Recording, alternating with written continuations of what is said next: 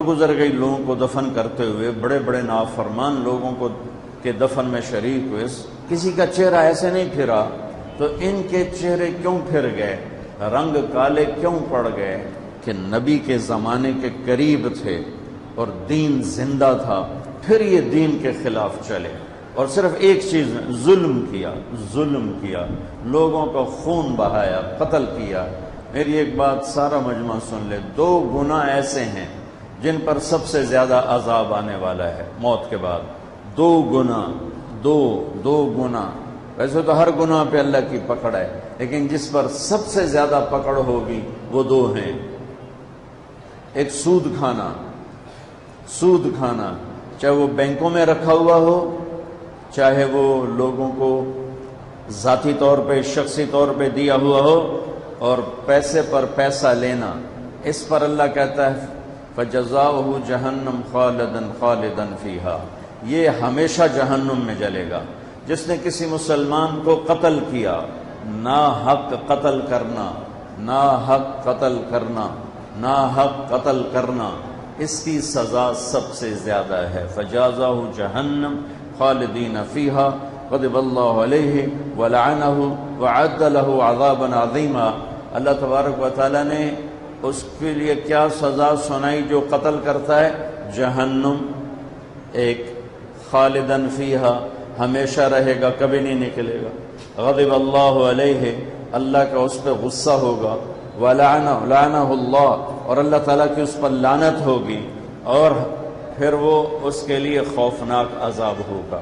یہ تینوں بادشاہ، انہوں نے انسانی خون کو پانی کر دیا اپنی حکومت کو بچانے کے لیے۔ عمر بن عبدالعزیز ان کے زمانے میں گورنر تھے مدینہ کے، ان خلفاء کے، ولید کے زمانے میں بھی اور سلیمان کے زمانے میں بھی۔ جب یہ گورنر تھے مدینہ کے، جب یہ سفر کرتے تھے، 60 اونٹوں پہ ان کا سامان چلتا تھا، 60 اونٹوں پر صرف اس ایک بندے کا سامان ہوتا تھا جب سفر۔ جب یہ 3 بر-اعظم کے خلیفہ بنے تو اب تو 100 اونٹوں پہ ہونا تھا۔ اب یہ حال ہوا جب یہ زہر کا اثر ہوا اور بیمار ہوئے تو خاندان کے لوگ پوچھنے آ رہے تھے، تو ان کے سالے مسلمہ بن عبد الملک بہت نیک سردار تھے، وہ پوچھنے آئے تو دیکھا امیر المومنین کا کرتا بہت میلا، تو انہیں اپنی بہن کو بلایا جو عمر کی بیوی تھی، فاطمہ، امیر المومنین کا کرتا میلا ہو گیا ہے، تبدیل کر دو۔ کہا جی کر دیتی ہوں۔ اگلے دن جب وہ دوبارہ پوچھنے آئے تو وہی کرتا، تو انہوں نے فرمایا میں نے تو کہا تھا کرتا تبدیل کر دو، تم نے تبدیل کیوں نہیں کیا؟ تو وہ رونے لگی اور کہنے لگی میرے بھائی، امیر المومنین کے پاس ایک ہی کرتا ہے، دوسرا ہے ہی کوئی نہیں، میں تبدیل کیا کروں؟ موت کیسے آ رہی ہے وہ میں آگے بتاتا ہوں، دونوں کی حکومت کا کیا فرق ہے وہ بتا رہا ہوں۔ پہلے 3 نے کہا جو ہماری مرضی ہم کریں گے، یہ جو آج کا زمانہ ہے، پیسہ ہاتھ میں آ گیا، جو مرضی کریے، ساڑھا پیسہ ہے، جو مرضی کریے، ساڑھا پیسہ ہے، جتھے مرضی خرچ کریے، ساڑھا پیسہ ہے، سانو پوچھنے والا کون ہے؟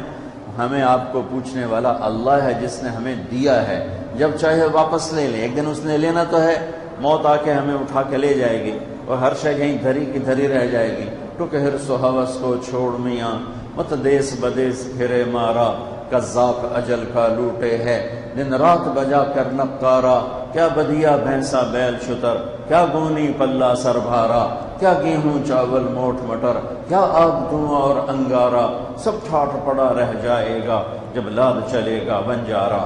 انسان کا کیا ہوا اس کے سامنے آتا ہے۔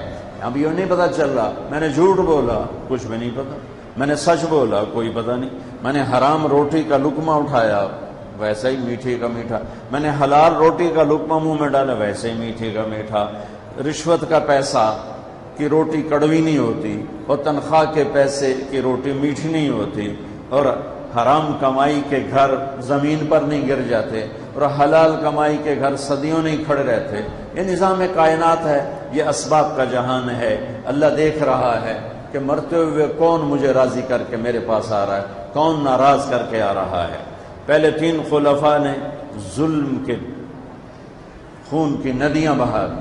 عمر تخت پر آئے، 3 بر اعظم کی حکومت، 3 بر اعظم کی حکومت،